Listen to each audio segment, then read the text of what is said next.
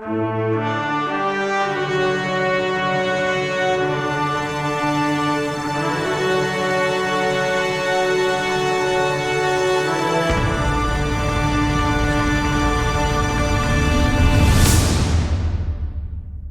இயேசுவின் சந்தோஷமும் சமாதானமும் உங்கள் அனைவரோடும் கூட இருப்பதாக. BTS என்று சொல்லப்படக்கூடிய பைபிள் ட்ரூத் ஸ்டடீஸ் என்ற ஆன்லைன் வகுப்புக்கு வந்திருக்கிற உங்களை நாங்கள் இயேசுடைய பெயரால் அன்போடு வரவேற்கிறோம். எங்கள் வாழ்த்துக்களை தெரிவித்துக் கொள்கிறோம். பிரியமானவர்களே, இந்த BTS என்று சொல்லப்படக்கூடிய இந்த பாடத்திட்டத்தை நாங்கள் ஒரு 3 வருட ஒரு வேதாகம ஆவிக்குரிய பாடத்திட்டமாக வடிவமைத்துள்ளோம்.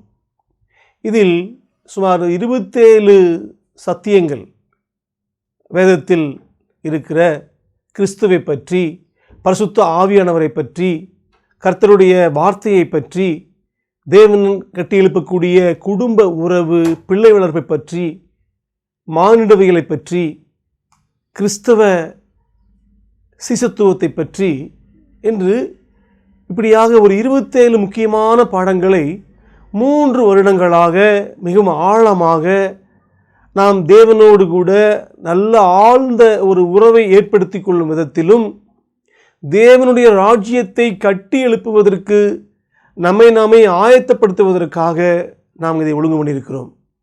நிச்சயமாகவே இந்த பாடத்தை படித்து முடிக்கும் பொழுது நீங்கள் ஆவிக்குரிய வாழ்வில் வளர்ந்த மக்களாகவும், தேவனிடத்தில் அன்பு கூறக்கூடிய மக்களாகவும், தேவனது பிள்ளைகளை, தேவனது சபையை, பாவத்தில் விழுந்து போன இந்த உலகத்தை நேசிக்கிற மக்களாக, அவர்களை பரிசுத்த பாதையில் நடத்தக்கூடிய ஒரு பாரம் மிகுந்த மக்களாக இந்த வேதாகம் சத்தியங்கள் உங்களை வலுப்படுத்தும், பலப்படுத்தும் என்பதில் எந்த சந்தேகமும் இல்லை. ஆகவே இந்த வேதாகம் சத்தியத்தின் வரிசையில் இன்று நாம் முதலாவது வேதவியல் என்று சொல்லப்படக்கூடிய பிபிலியாலஜியை பற்றி படிக்கப் போகிறோம். அதை படித்து முடிப்பதற்கு தேவன் உங்களுக்கு உதவி செய்வாராக. பரிசுத்த ஆவியானவர் உங்களை நல்ல ஒரு புரிந்து கொள்ளுதலிலும், சத்தியத்தை புரிந்து கொள்ளக்கூடிய சத்தியத்தை உங்களது தனிப்பட்ட வாழ்க்கையிலும், குடும்ப வாழ்க்கையிலும், சபை ஊழியங்களிலும் பயன்படுத்துவதற்கு உங்களுக்கு அதிகமான ஒரு வழிகாட்டுதலையும் கொடுப்பார் என்ற நிச்சயம் நாங்கள் நம்புகிறோம். ஆகவே இன்று வேதவியலுடைய அறிமுக பாடமாக 3 முக்கியமான சத்தியங்களை நாம் கற்றுக்கொள்ளப் போகிறோம். முதலாவது வேதவியல், பிபிலியாலஜி என்றால் என்ன என்பதை கற்றுக்கொள்வோம். இரண்டாவதாக வேதவியல் பாடத்தின் கீழ் அடங்கியுள்ள உபதேசங்களை நாம் கற்றுக்கொள்ளப் போகிறோம். மூன்றாவதாக இந்த வேதவியல் பாடத்தை கற்றுக்கொள்வதன் மூலமாக தேவனிடத்திலிருந்து நாம் பெற்றுக்கொள்ளக்கூடிய ஆசீர்வாதங்கள், அதையும் நாம் தியானிக்கப் போகிறோம். முதலாவது வேதவியல் என்றால் என்ன? வேதம் பிளஸ் இயல். வேதம் என்பது தேவனது வார்த்தை, இயல் என்பது ஒரு பாடப்பிரிவு. ஆகவே தேவனது வார்த்தையை நன்கு ஆராய்ந்து, தேவனது வார்த்தையோடு தொடர்புடைய சத்தியங்களை மிகவும் ஆழமாக நாம் கற்றுணர்ந்து கொள்வதுதான் வேதவியல் என்பதாகும். குறிப்பாக ஆதியாகமம் முதல் வெளிப்படுத்தல் வரைக்கும் இருக்கிற 66 புத்தகங்கள் அடங்கிய தேவனது வார்த்தைகளை கலாச்சார ரீதியாகவும், வரலாற்று ரீதியாகவும், மொழி ரீதியாகவும், ஆவிக்குரிய ரீதியாகவும் நாம் ஆராய்ந்து கற்று உணர்ந்து படிப்பதாகும் இந்த வேதவியல் என்பது. இதை படித்து முடிக்கும்போது உங்களது கரங்களில் தவழ்ந்திருக்கிற தேவனது வார்த்தை எவ்வளவு விலையேற பெற்றது, இது எவ்வளவு பரிசுத்தமானது, இது எவ்வளவு வல்லமை உள்ளது, இதை படித்து முடிக்கும் பொழுது நிச்சயமாகவே இதை தியானித்து வாழ்க்கையில் கடைபிடிக்கும் போது அது இயேசுவை போல உங்களை மாற்றும் என்பதில் எந்த சந்தேகமும் எங்களுக்கு கிடையாது. ஆம், உங்களது உள்ளான வாழ்க்கையை, தேவனுக்கும் உங்களுக்கும் உள்ள உறவை மாற்றக்கூடிய படிப்பு தான் இந்த வேதவியல் என்ற படிப்பாகும்.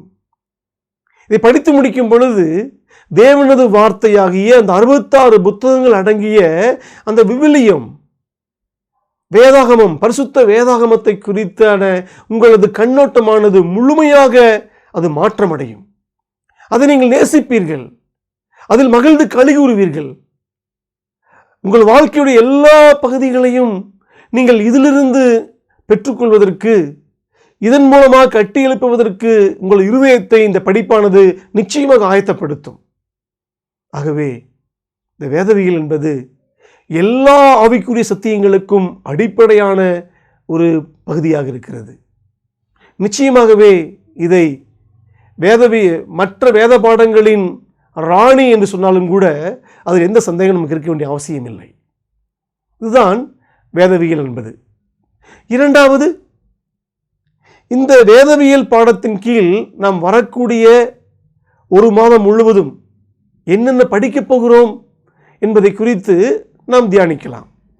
முதலாவது, வேதாகமத்தின் தனித்துவம். ஆம், உலகத்தில் எத்தனையோ மத நூல்கள் உண்டு. ஹிந்து மக்களுக்கு பகவத்கீதை, இஸ்லாமிய மக்களுக்கு குரான், இப்படி எத்தனையோ மத புத்தகங்கள் இருந்தாலும் கூட அவற்றிலிருந்து இந்த பரிசுத்த வேதாகமம் என்பது முற்றும் முடிய அது தனித்துவமாக, அது பிரிந்து எல்லாவற்றுக்கும் மேலாக அது உச்சத்தில் இருப்பது என்பதை நாம் உணர்ந்து கொள்ள வேண்டும். ஏன் அப்படி? அதைத்தான் நாம் வரக்கூடிய வாரங்களில் படிக்கப் போகிறோம். ஆம், வேதாகமம் என்பது மிகவும் தனித்துவமானது. அதனுடைய ஆரம்பம், அது நமது கைகளில் வந்து பெற்றுக்கொள்ளக்கூடிய விதம், அது மனித வாழ்க்கையில் ஏற்படுத்தக்கூடிய பாதிப்புகள், மாற்றங்கள், அது தேவனிடத்திலிருந்து எப்படி நமக்கு கிடைத்தது, இது எல்லாவற்றிலேயுமே அது தனித்துவமான புத்தகமாக காணப்படுகிறது. அதை பற்றி படிக்கப் போகிறோம் நாம். இரண்டாவது, இந்த வேதாகமத்திற்கு பல்வேறு பெயர்கள் உண்டு. கடவுளுடைய வார்த்தை, தேவனது வாக்கியங்கள், இது சம்மிட்டி, இப்படி நிறைய பெயர்கள் தேவனது வார்த்தைக்கு. ஜீவ வார்த்தை. வேதாகமத்திலேயே பரிசுத்த ஆவியானவரால் ஏவப்பட்ட மக்கள் தேவனே தனது வார்த்தைக்கு வித்தியாசமான பெயர்களை கொடுத்திருக்கிறார். அப்படி தேவன் கொடுத்த பெயர்களுடைய பெயர்கள் ஒவ்வொன்றுக்கும் ஒரு அர்த்தம் உண்டு. அது தேவனது பிள்ளைகளோடு தேவன் கொண்டிருக்கிற உறவு, தேவனது பிள்ளைகள் தங்களது வாழ்வில் தொடர்புடைய மற்ற பகுதிகளில் அது ஏற்படுத்தக்கூடிய பாதிப்புகள், இவை எல்லாவற்றையும் அடிப்படையாக வைத்து காரண பெயராக ஒவ்வொரு பெயர்களும் இருக்கிறது. அதை பற்றி விரிவாக படிக்கப் போகிறோம். மூன்றாவது, வேதாகமத்தை பற்றி பொதுவான சில விஷயங்களை குறித்து நாம் படிக்கப் போகிறோம். அதாவது, உங்களது கரங்களில் இருக்கிற வேதாகமானது இப்பொழுது காகிதத்தில் அச்சடிக்கப்பட்டு அது ஒரு புத்தகமாக கோர்க்கப்பட்டு அருமையான அழகான அட்டைகள் இட்டப்பட்டு நமக்கு பளபளப்பாக வைக்கப்பட்டிருக்கிறது. ஆனால் அது ஆதியில் எழுதும்போது அப்படி இல்லை. முதல் 5 புத்தகத்தை மோசே எழுதினார். பழைய ஏற்பாட்டு புத்தகங்களை ஜோஷுவாவும், எஸ்ரா, நெகேமியா, ஏசாயா, எரேமியா என்று சொல்லப்படக்கூடிய நிறைய தீர்க்கதரிசிகளை வைத்து தேவன் எழுதினார். புதிய ஏற்பாட்டை நோக்கும் பொழுது மத்தேயு, மார்க்கு, லூக்கா என்று சொல்லப்படக்கூடிய குறிப்பாக அப்போஸ்தலர்கள் 12 பேரை வைத்து அதை எழுதினார் அவர். அப்படி அது எழுதும்போது அது கற்களால் பொறிக்கப்பட்டு எழுதப்பட்ட பகுதியும் இருக்கிறது. பேப்பரஸ் என்று சொல்லப்படக்கூடிய ஒரு நாணல் செடிகளை மிகவும் உலர்த்தி அதை அழுத்தி அதை எழுதக்கூடிய ஒரு பரப்பாக செய்து எழுதப்பட்டிருக்கிறது. இப்படி வேதாகமத்தை குறித்தான வரலாற்று ரீதியாக நிறைய உண்மைகளை நாம் கூட படிக்கப் போகிறோம் இதில். அது மட்டுமல்ல, அதோடு கூட வேதாகம் எழுதப்பட்ட மொழி நாம் மிகவும் எளிதாக நம்ம தமிழ் மொழியில் வாசித்து விடுகிறோம். ஆனால் தேவன் மோசேயை இடத்தில் பேசும் பொழுது அவர் தமிழ் மொழியை வைத்து பேசவில்லை. அவர் எபிரேய மொழியை வைத்து பேசினார். புதிய ஏற்பாட்டில் பவுலை கொண்டும் பேதுருவை கொண்டும் தேவன் பேசும் பொழுது அவர் கிரேக்க மொழியை வைத்து பேசினார். தானியேல், எஸ்ரா என்ற சில பகுதிகள் அராமிக் மொழியை வச்சு எழுதப்பட்டிருக்கிறது. அப்பொழுது எழுதப்பட்ட எபிரேய, கிரேக்க மொழிகள் எவ்வகையான மொழிகளை வைத்து தேவன் எழுதினார்? அது செயல் வடிவ மொழிகளா அல்லது மக்கள் எல்லாம் நடைமுறை வாழ்வில் பயன்படுத்தக்கூடிய மார்க்கெட் லாங்குவேஜ் என்று சொல்வார்கள் அல்லவா, அந்த சாதாரண மொழிகளில் எழுதப்பட்டதா? அப்படி எழுதப்பட்ட வார்த்தைகளை கர்த்தர் ஏன் இப்படிப்பட்ட மொழிகளை பயன்படுத்தினார் என்பதை குறித்து படிக்கப் போகிறோம். நாம் அடுத்து 5வது வேதாகமத்தின் பல்வேறு மொழிபெயர்ப்புகள். இன்று எத்தனை மொழிபெயர்ப்புகள் நமக்கு இருக்கிறது. ஆங்கிலத்தில் எடுத்துக்கொண்டால் KJV, king James version, new king James version, NIV, NASB, NLT, தமிழிலும் மலையாளத்திலும் ஹிந்தியிலும் இப்படி ஆயிரக்கணக்கான மொழிபெயர்ப்புகள் உள்ளது. இதில் எந்த மொழிபெயர்ப்பு மிகவும் தேவன் பவுலோடு பேசும் பொழுது, மோசேவோடு பேசும் பொழுது எழுதப்பட்ட அந்த மூல வார்த்தைக்கு மிகவும் ஒத்து இருக்கிறது என்பதை உணர்ந்து அந்த மொழிபெயர்ப்புகளை நாம் பயன்படுத்தும் பொழுதுதான் நிச்சயமாகவே நாம் அந்த வார்த்தையுடைய முழு வல்லமையையும் அந்த வார்த்தையுடைய முழு பயன்பாட்டையும் நாம் பெற்றுக்கொள்ள முடியும். ஆகவே இந்த 2,000-3,000 வருடத்தில் எப்படியெல்லாம் எபிரேய கிரேக்க மொழி எழுதப்பட்ட வேதமானது இன்று காணப்படக்கூடிய ஆயிரக்கணக்கான மொழிகளில் அது மொழிபெயர்க்கப்பட்டது, அதற்கு மொழிபெயர்ப்பாளர்கள் என்னென்னெல்லாம் தியாகம் செய்தார்கள், என்னென்ன முறைகளை பயன்படுத்தினார்கள் என்பதையெல்லாம் நாம் கற்றுக்கொள்ளப்பட போகிறோம். அடுத்து வேதாகமத்தின் அதிகார வசன பிரிவுகள். இப்பொழுது நாம் சபையில் பிரசங்கம் செய்யும் பொழுது ஆதியாகமம் 25 அதிகாரத்தில் 30 வாசிங்கள் என்று சொன்னால் உடனே எடுத்து வாசிக்கிறோம். நாம் அது தனிப்பட்ட பக்தி விருத்திக்கும் சபையின் பக்தி விருத்திக்கும் உபயோகமாக காணப்படுகிறது. ஆனால் மோசே எழுதும் பொழுதோ அல்லது பவுல் எழுதும் பொழுதோ அவ்வாறு அதிகாரங்களாக அது பகுக்கப்படவில்லை. வசனங்களாக 1, 2, 3 என்று அது பிரிக்கப்படவில்லை. அது ஒரு தோல் சுருளாக வரிசையாக எழுதப்பட்டிருந்தது. ஆகவே அதை எளிமைப்படுத்தவும் அதை வாசிக்கிற வாசகர்கள் தெளிவாக புரிந்து கொள்ளவும், புரிந்து கொண்ட சத்தியங்களை சபை மக்களுக்கு எளிமையாக சொல்லிக் கொடுக்கவும் போதிக்கவும் அது 17-18ஆம் நூற்றாண்டின் பகுதியில்தான் அது அதிகாரங்களாக வசனங்களாக அது பகுத்து பிரிக்கப்பட்டது. அதை பற்றியும் நாம் தெளிவாக படிக்கப் போகிறோம். அடுத்து வேதாகம வார்த்தையின் ஒப்பீடுகள். அதாவது தேவன் வசனத்தை சில பொருள்களோடு ஒப்பிட்டு நமக்கு அது புரிய வைக்கிறார். எடுத்துக்காட்டுக்கு வேதத்தை வெளிச்சத்தோடு ஒப்பிடுகிறார், ஒளியோடு ஒப்பிடுகிறார். ஒளியானது எப்படி இருளை அகற்றுகிறதோ அதுபோல தேவனது வசனமானது முழுமையாக வெளிச்சத்தை கொடுக்கிறது. இப்படி வேதாகமத்திற்கு பல ஒப்பீடுகள் உண்டு. அது ஆவிக்குரிய பட்டயம் என்று சொல்லப்படுகிறது, அது ஒரு விதை என்று சொல்லப்படுகிறது, அது ஒரு சம்மிட்டி சுத்தியல் என்று சொல்லப்படுகிறது. இவையெல்லாம் தேவன் தனது வசனத்தில் தனது வார்த்தைக்கு ஒப்பாக இணையாக ஏன் அதை பயன்படுத்துகிறார் என்பதை குறித்தெல்லாம் நாம் வாசிக்க முடியும், தியானிக்க முடியும்.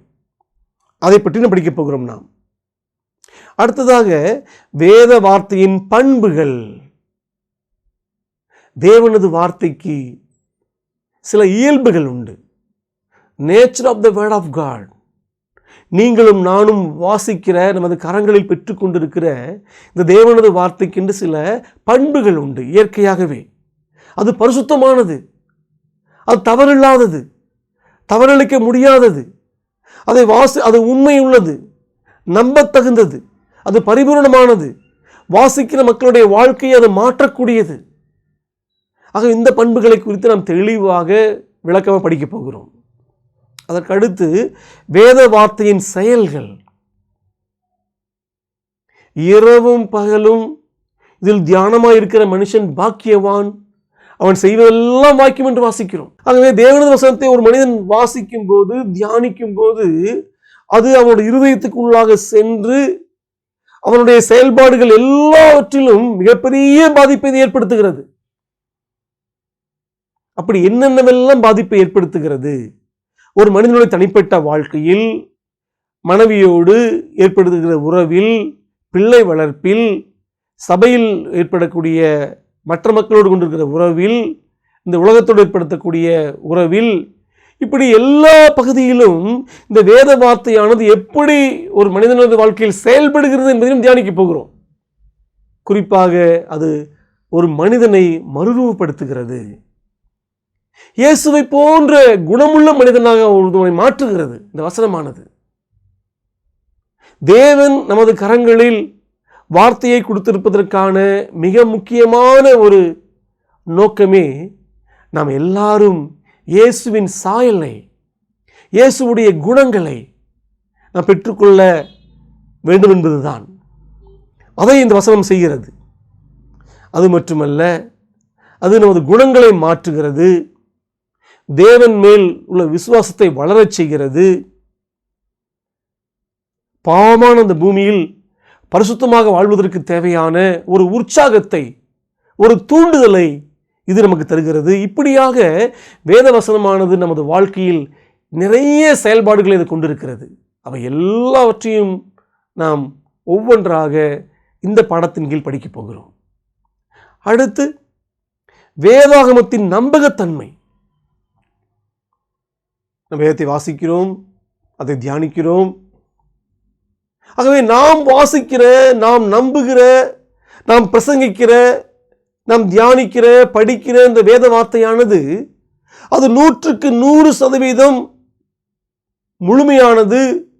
தேவன்தான், இயேசு கிறிஸ்து தான் இந்த வார்த்தையை நமக்கு தந்திருக்கிறார் என்ற ஒரு நம்பிக்கை நமக்கு இல்லாவிட்டால் நிச்சயமாகவே நமது வாழ்க்கை முழுவதும் ஒரு சீர்கிட்டு போய்விடும். சாத்தானானவன் முதலில் தேவன் இந்த உலகத்தில் மனிதனை படைக்கும் பொழுது அவனது வாழ்வை கெடுப்பதற்காக, இந்த உலகத்தில் பாவத்தை அனுப்புவதற்காக அவன் பயன்படுத்தின முதல் ஆயுதமே தேவனது வார்த்தையில் சந்தேகத்தை கொண்டு வந்ததுதான். தேவன் இப்படி சொன்னது உண்டோ என்று.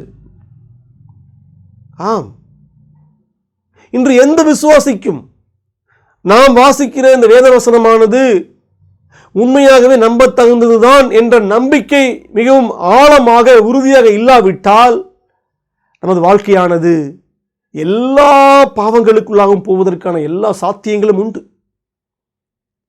ஆதாம் ஏவாள் பாவத்தில் விழுந்து போவதற்கு முன்பாக சாத்தானானவன் செய்தது இதுதான். தேவனது வார்த்தையின் மேல் உள்ள நம்பகத்தன்மையை அற்றுப்போகச் செய்தது. ஆகவே நாம் வாசித்து தியானிக்கிற இந்த 66 புத்தகங்கள் மேலுள்ள நம்பகத்தன்மையை இழந்து போனால் நமது வாழ்க்கையில் பாவமானது வரிசையிட்டு நிற்கும். ஆகவே அந்த நம்பகத்தன்மையை குறித்து ஆழமாய் படிக்க வேண்டியது அவசியம். அடுத்து, தேவனது வார்த்தையின் வெளிப்படுத்தல். பிரியமானவர்களே, தேவன் பரலோகத்தில் இருக்கிறார். அவர் உங்களை போன்ற, என்னை போல ஒரு உயிருள்ள, ஒரு ஜீவனுள்ள தேவனாக இருக்கிறார். அவர் பேசுகிறார். ஒரு பேசும் தெய்வம் நமக்கு உண்டு. தேவன் பேசுவாரானால் நாம் கேட்க வேண்டும். ஆகவே தேவன் மனிதர்களாகிய நீங்களும் நானும் அவருடைய வார்த்தையை பெற்றுக்கொள்வதற்கு, அதை பயன்படுத்திக் கொள்வதற்கு, தனிப்பட்ட வாழ்விலும் சபையிலும் பக்தி விருத்தியை உண்டாக்குவதற்கு தேவன் பயன்படுத்தின 3 முக்கியமான ஒரு பயன்பாடுகளை பற்றி நாம் கற்றுக்கொள்ளப் போகிறோம். முதலாவது, அது வெளிப்படுத்தல், ரெவலேஷன். இரண்டாவது, இன்ஸ்பிரேஷன், ஏவுதல், ஏவப்படுதல். மூன்றாவது, இல்லுமினேஷன், உணர்த்துவிக்கப்படுதல் அல்லது ஒளியூட்டப்படுதல் என்று சொல்வார்கள். இதை குறித்து நாம் தெளிவாய் படிக்க வேண்டும். தேவன் மனிதனுக்கு வெளிப்படுத்த சித்தம் கொண்ட அநேக சத்தியங்கள் உண்டு. குடும்பம் என்றால் என்ன, ஒரு ஆணும் பெண்ணும் குடும்பம் என்ற அமைப்புக்குள்ளாக எப்படி வாழ வேண்டும், அவர்களுக்கு தேவன் பிள்ளையை கொடுக்கும் பொழுது அந்த பிள்ளையை எப்படி வளர்க்க வேண்டும், ஒரு பாவியான மனிதன் எப்படி ரட்சிப்படைய வேண்டும், ரட்சிப்பு என்பது இயேசுவுக்குள்ளாக எப்படி அது இருக்கிறது, அதற்காக இயேசு சிலுவையில் ஏன் மரித்தார், இது போன்ற மிக முக்கியமான வெளிப்பாடுகளை தேவன் நமக்கு வெளிப்படுத்தி இருக்கிறார். அந்த வெளிப்பாடுகள் எல்லாம் பரிசுத்த வேதாகமம் சொல்லப்படக்கூடிய இந்த புத்தகத்தில் மட்டுமே உள்ளது. ஆம், இந்த 66 புத்தகங்களை தவிர தேவன் வேறு எங்கும் தன்னை பற்றி வெளிப்படுத்தவில்லை. ஆமாம், இயற்கையில் சில வெளிப்பாடுகள் உண்டு, ஆனால் அது தேவன் இருக்கிறார் என்பது மட்டுமே அதனை வெளிப்படுத்தும்.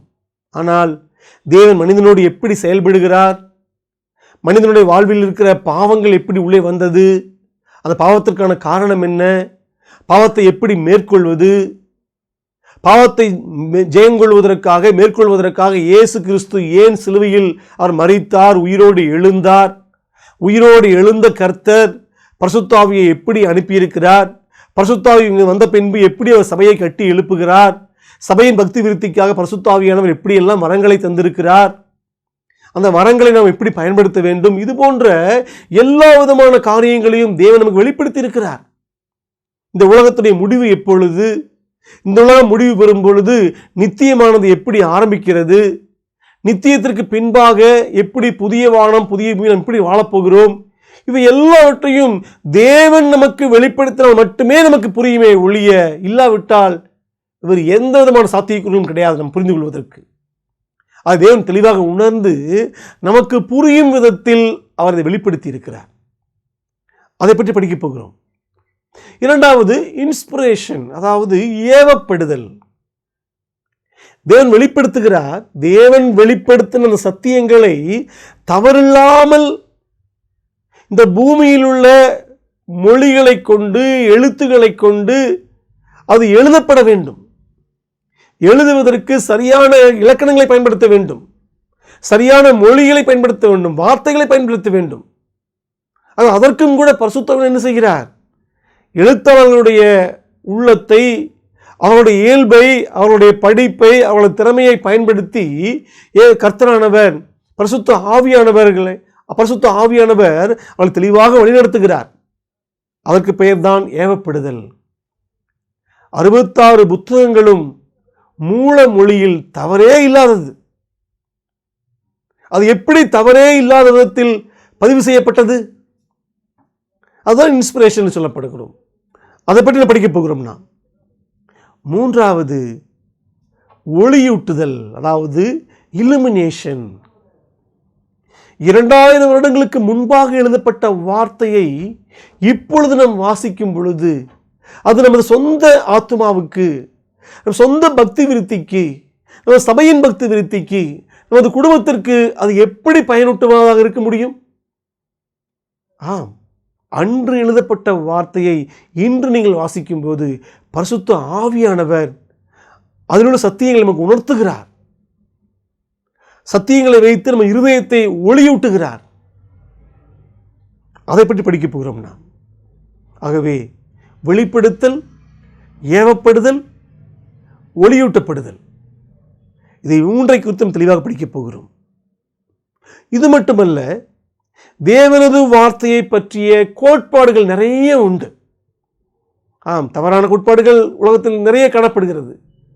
ஆகவே அதாவது தேவன் தனது வார்த்தையை சத்தியங்களை வெளிப்படுத்தும் பொழுது அவர் முழுமையாக வெளிப்படுத்தவில்லை. எழுதப்பட்ட வேத அந்த எழுத்தாளர்களை அவர் பாதிதான் அவர்களை ஆட்கொண்டார் என்று நிறைய கோட்பாடுகள் உண்டு. அதில் எந்த கோட்பாடு மிகச் சரியானது, எது தவறானது என்பதை நாம் தெளிவாக விளங்கிக் கொள்வதற்காக அந்த கோட்பாடுகள் பற்றி கூட படிக்கப் போகிறோம்.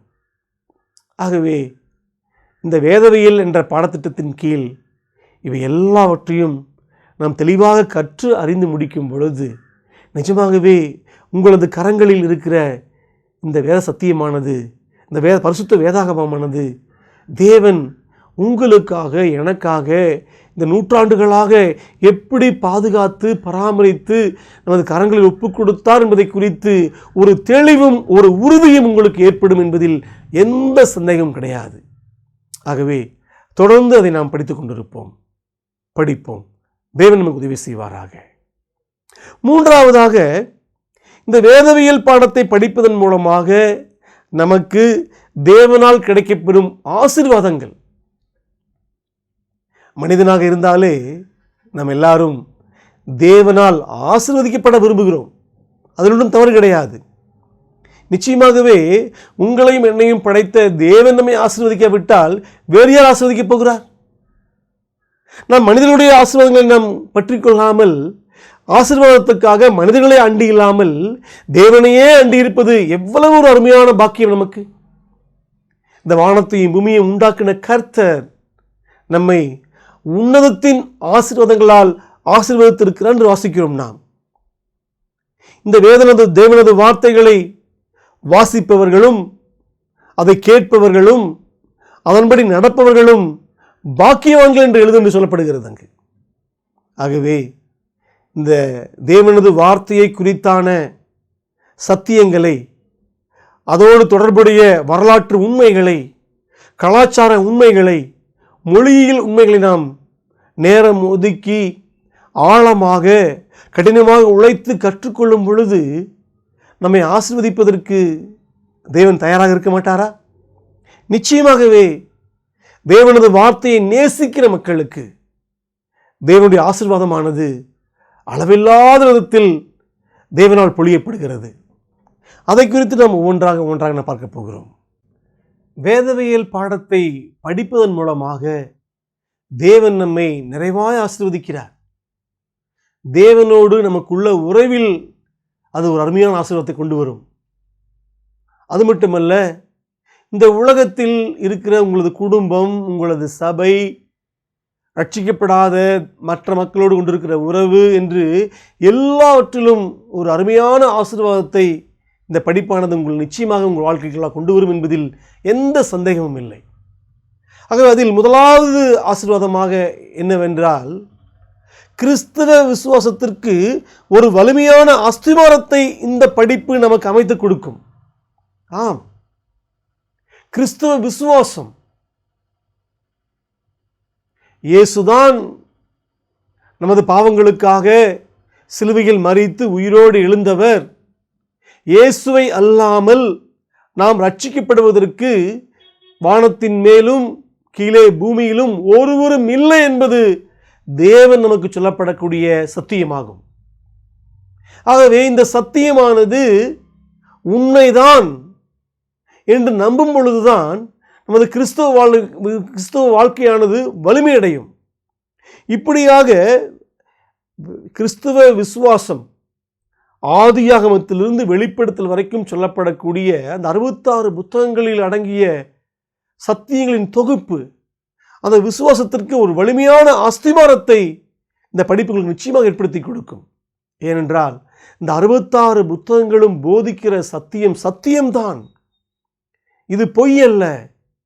இது ஒரு 10 பேர் உட்கார்ந்து மனிதர்கள் யோசித்து சிந்தித்து எழுதின மனிதனது கருத்துக்கள் அல்ல. இது பரலோகத்தில் இருந்த தேவன் இந்த மனிதனுக்காக கொடுத்த சத்தியங்கள் என்ற அந்த உண்மையை நாம் முழுவதும் உணரும் பொழுது, அந்த உண்மையை நாம் வரலாற்று ரீதியான சான்றுகளோடு கூட நம்பும் பொழுது, நிஜமாகவே நமது உள்ளான ஆவிக்குரிய வாழ்க்கையானது நமது கிறிஸ்தவ விசுவாசத்திற்கு மிகப்பெரிய அஸ்திவாரமாக இது காணப்படும். நமது கிறிஸ்தவ வாழ்க்கை என்பது கனிகளாகவும் பூத்து குலுங்கக்கூடிய பூக்களாகவும் உருவகப்படுத்தினால் தேவனது வசனத்தை குறித்தான ஒரு உறுதி என்பது அது வேறாக நாம் கருத முடியும். ஆகவே ஒரு வலிமையான ஒரு வேறாக தேவன் இதை ஆசீர்வதித்து கொடுக்கிறார்.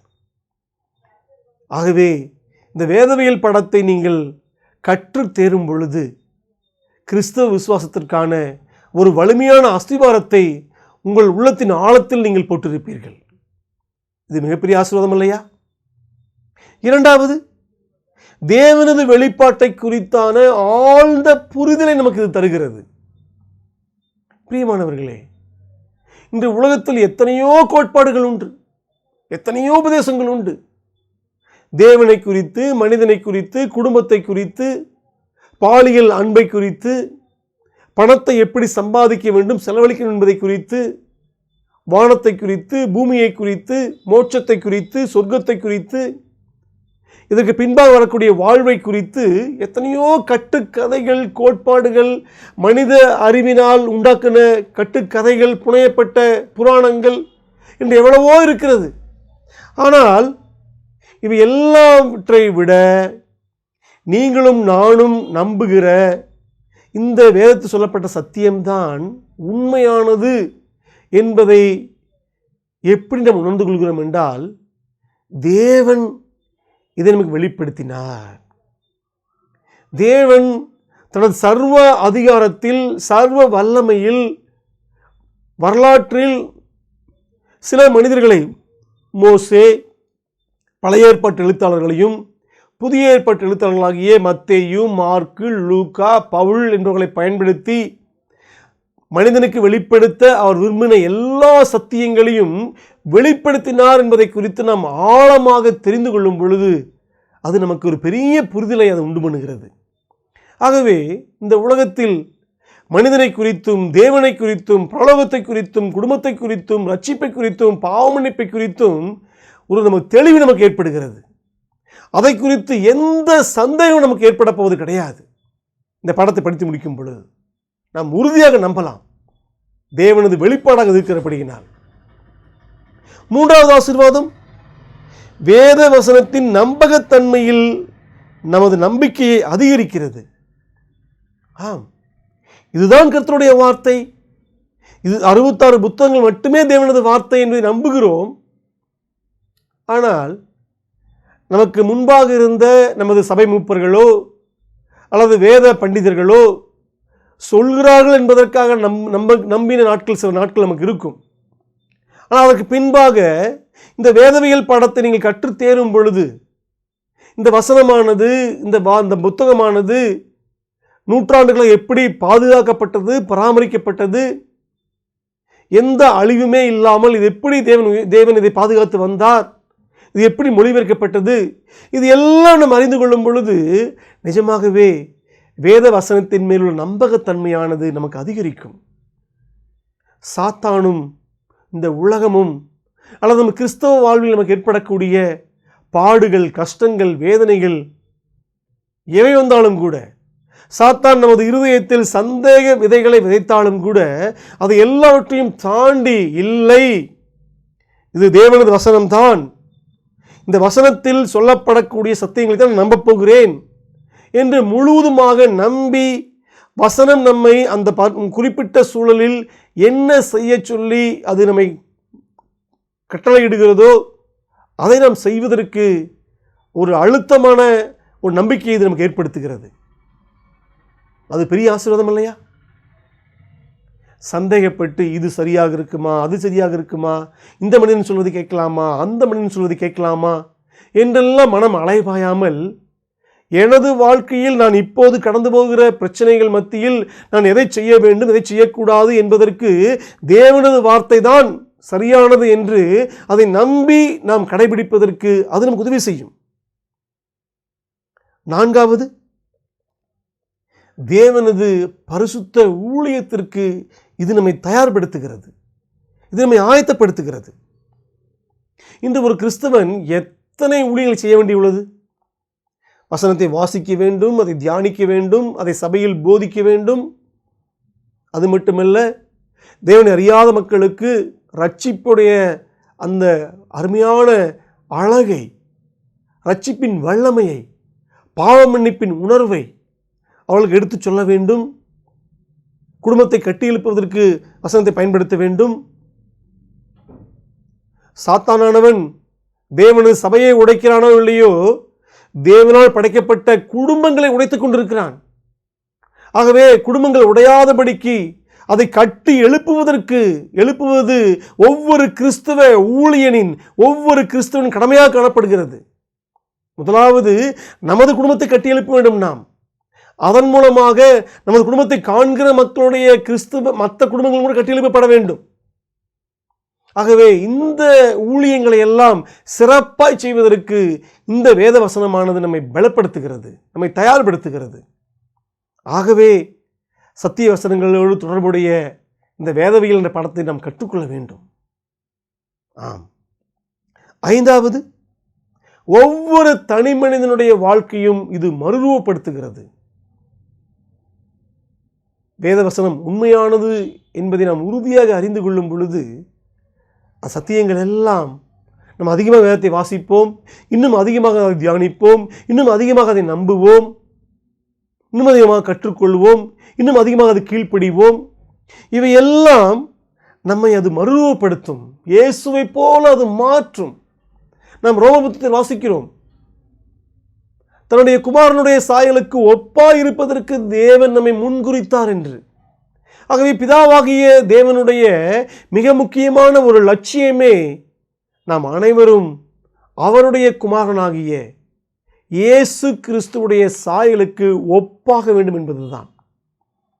அந்த அருமையான செயலை இது செய்து முடிக்கிறது. ஆறாவது, தவறான கள்ள போதகத்திற்கு நம்மை விலக்கி பாதுகாக்கிறது.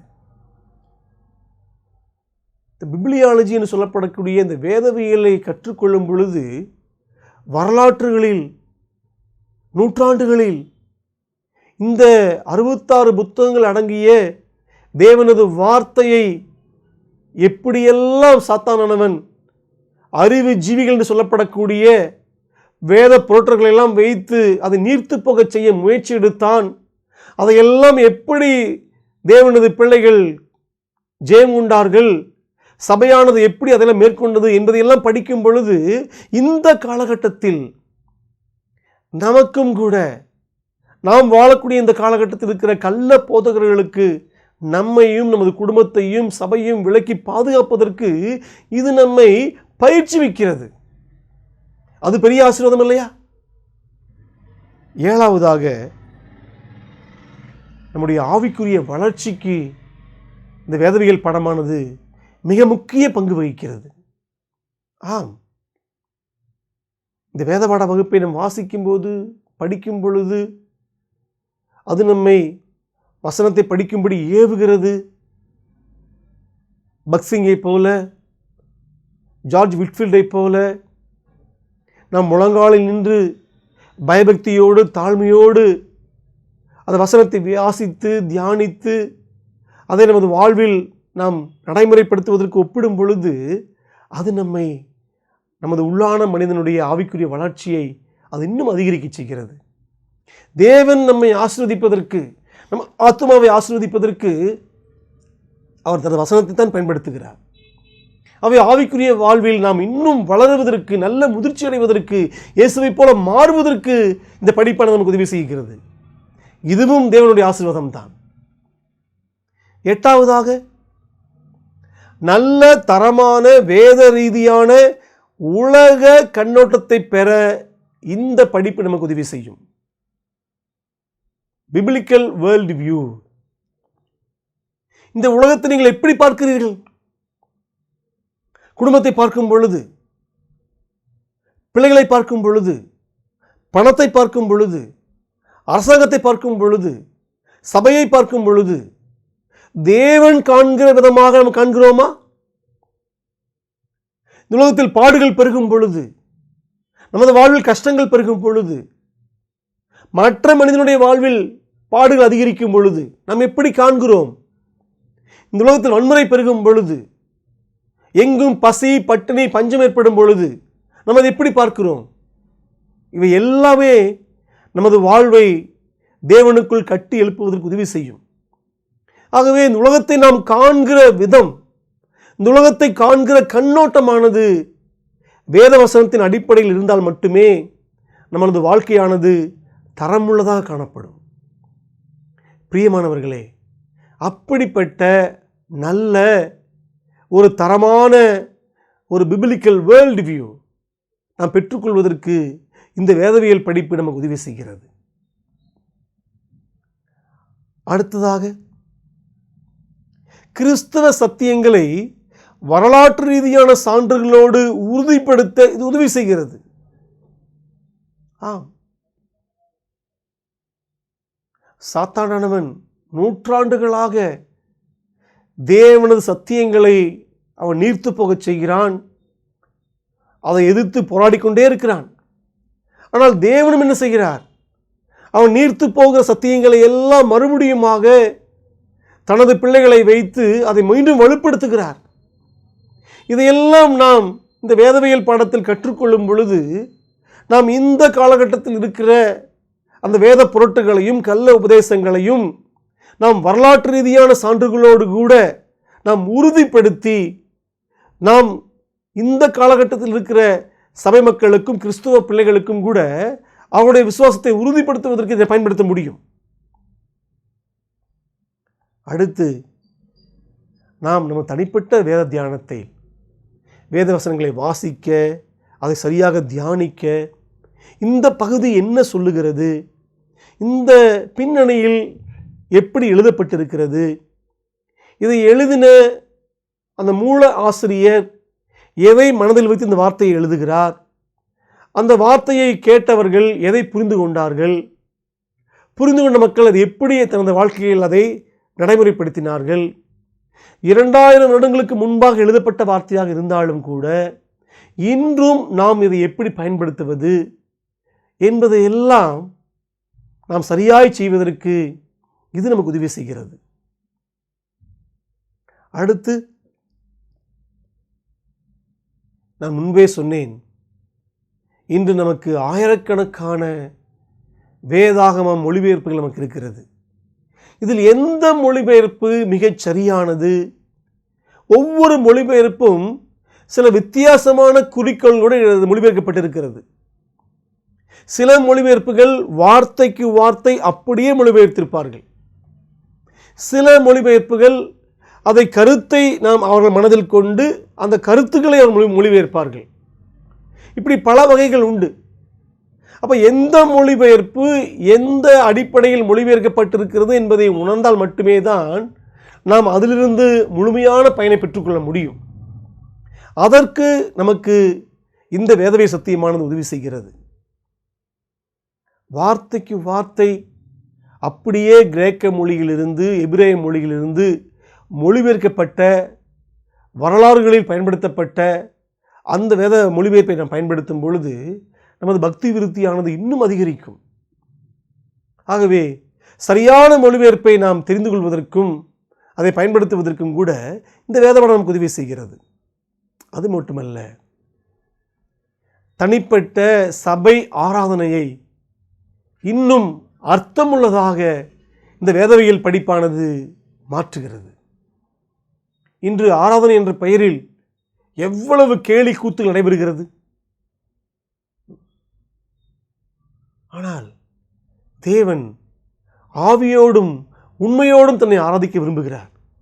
ஆக தேவன் எதிர்பார்க்கிற ஆவியோடும் சத்தியத்தோடும் உண்மையோடும் அவரை ஆராதிக்க வேண்டுமானால் இந்த வேதவியல் தேவனது வார்த்தையை குறித்தான நமது புரிதலும் நமது அதை பயன்படுத்தக்கூடிய விதமும் மிகச் சரியாக காணப்பட வேண்டும். அப்படி காணப்படும் பொழுது நிச்சயமாகவே நமது தனிப்பட்ட ஆராதனையாகட்டும் சபையின் ஆராதனையாகட்டும் அவை எல்லாமே கிறிஸ்துவை அது மகிமைப்படுத்தக்கூடியதாக காணப்படும்.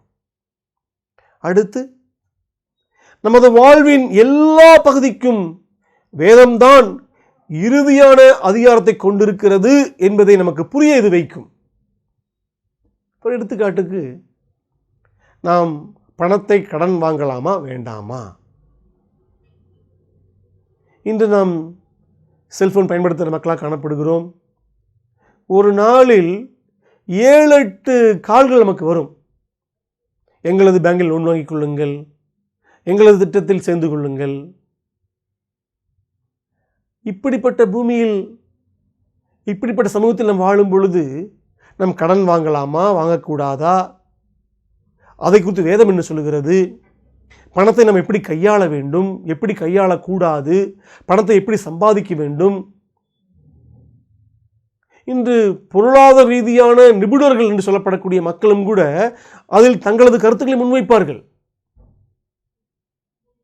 ஆகவே பணத்தை எப்படி கையாள்வது என்பதை குறித்து ஒரு இறுதியான அதிகாரப்பூர்வமாக யார் அறிவிக்க முடியும்?